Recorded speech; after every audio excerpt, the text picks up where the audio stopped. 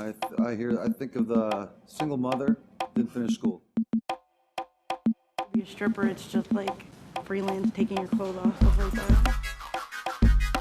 I think it's kind of like their easy way out. They didn't go through an education or something, so that's like their last resort. A lot of people go into it as a temporary fix, and they end up getting kind of sucked into it, and it's hard to get out. Well, I think on the exotic dancer side, I think it's just fast, easy money. Basically uneducated and just wants to make money. Some women like the power that they gain over exploiting men for their money. Other people dance because they just need the cash, and other people probably dance because they have low self-esteem.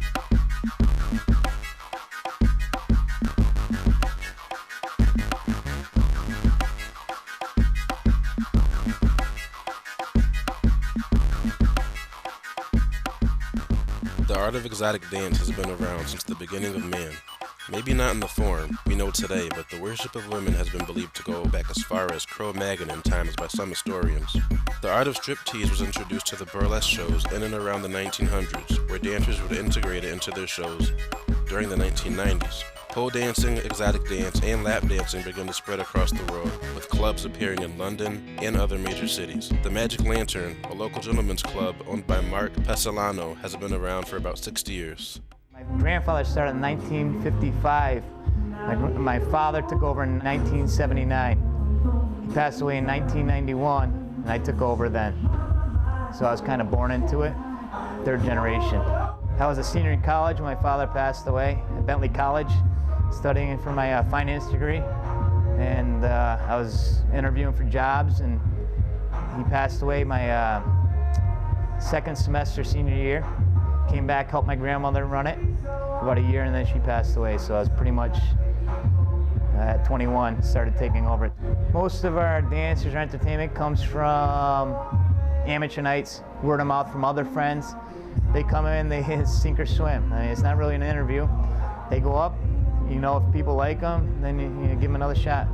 And if they show up, they have the job. Pretty plain and simple. You have the talent, you can make it. Two of the girls that had the talents were Jordan, who has worked at the Magic Lantern for 3 months, and Nina, who is approaching the 1-year mark. I moved to Minneapolis to go to school, actually flight attendant training, and I ended up working at a topless club. Well, Hooters and then a topless club. And then I moved back here. I had a friend that danced here, and I needed money real quick because I had a car to pay for, so I just got the guts and said I gotta do it. It's probably safe to assume that strip clubs have their fair share of problems, just like any other establishment. Here are some of the stories that Mark and the girls were willing to share with us. I've owned restaurants, bars. This is the easiest business to keep the peace, and people are gentlemen here. Very rarely do I have a fight. Once in a great while I have a disagreement with a customer and a dancer. Actually, my worst incident was with two girls about 10 years ago. Two girls got in a disagreement on stage, and one girl took the liberty of ripping the other girl's hairpiece off her, and she was running around like Rocky with the wig in her hair, or in her hand. The number one thing that comes to mind is one time a guy bit my nipple in the lap dance room, and he like pulled too while he bit it, so it like bled, and it hurt. I was very upset about that one. I was at an amateur night here, and a girl came in who was very messed up on drugs and was like falling over in the bathroom. She was an amateur herself, and she was in the show, and she wouldn't get off the stage, and she was trying to get people to applaud her more, and she was dancing for herself in the mirror. I mean, she was a mess. So. We make our money primarily with liquor, the sale of liquor and the cover charge. The girls make their money mostly in the VIP room, some on stage, but mostly from regular customers coming in and getting VIP dances. When you're on the stage, you look at them. If they put $1 down and you're dancing, you stare at them. You try to get them to think that you want to go home with them, that you know, you're basically going to make their life better, so they should spend money on you so they can spend more time with you. Like if they're watching the game on TV, I'll try to come up with things I know about the game or whatever I can do. And then eventually that like lures them in, and then you kind of like tantalize them, I guess. Certain things, like if a guy says that, oh, you have a really nice ass, then you're gonna probably put your ass in his face more, or, you know, like if you really, to be honest, or if he really likes your legs, then you'll probably show him your legs more. Pretty much when the girls come in, they're independent contractors. They come in, make their schedule. The only responsibility they have to the club is tipping out the DJ. Whatever they make on stage and in the VIP room is theirs, money to keep.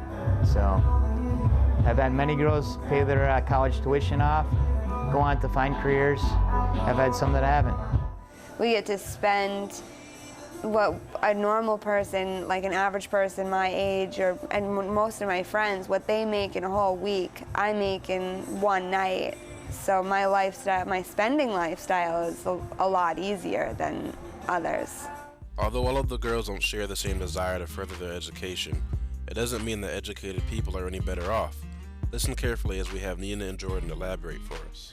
I dropped out because it was taking like a long time to get what I just wanted to own my own business, but they want me to learn like all these other things in between just to get the degree for business, and I was tired of paying for it when I'm just like, I can work, save up enough money, build a spot, and open up my business. Like, I don't need to pay the government all this extra money in interest fees.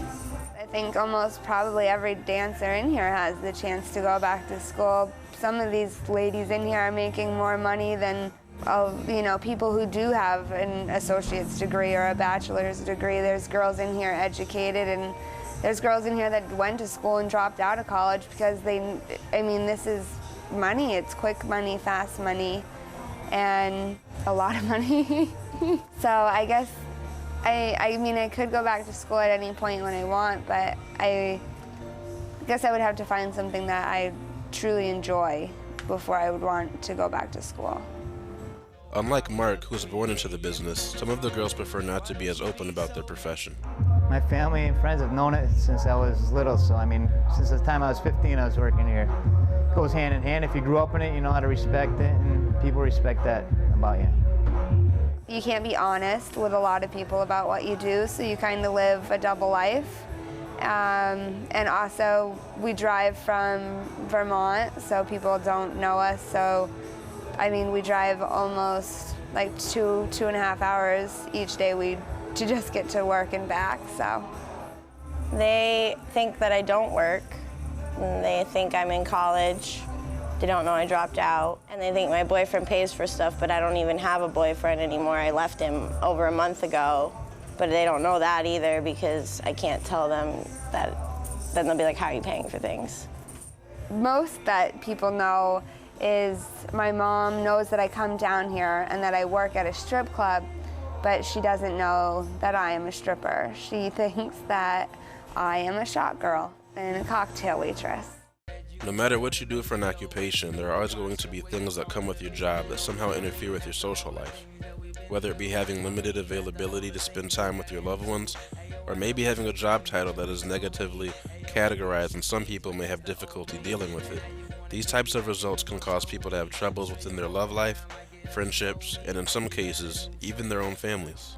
The problems in this business are long hours, dealing with people that, you know, for the most part, dancers have not had to have a regimented work ethic, so you find girls that don't want to adhere to a schedule, make a schedule, commit to a schedule, show up on time.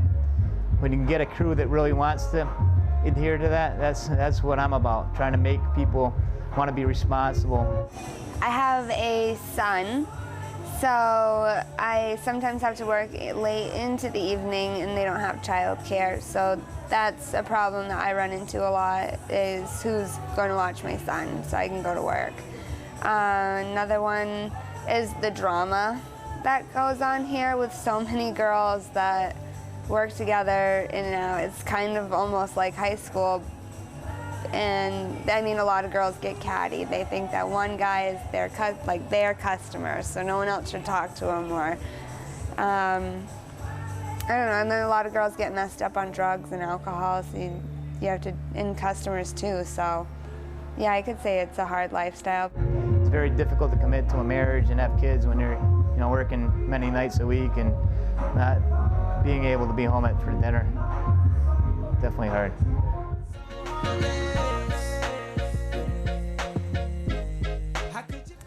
I think that some guys come in for fun and others guys come in to look at girls, and other guys are lonely, and some may be in the middle of a divorce or a midlife crisis, or they're just looking for a friend, or they're looking for something in their life that they don't have.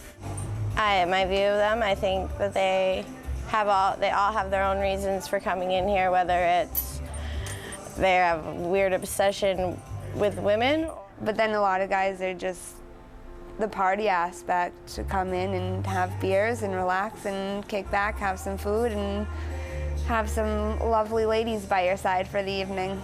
They come here for all sorts of things, and I just am here to listen and entertain and be a shoulder to cry on and get paid for it.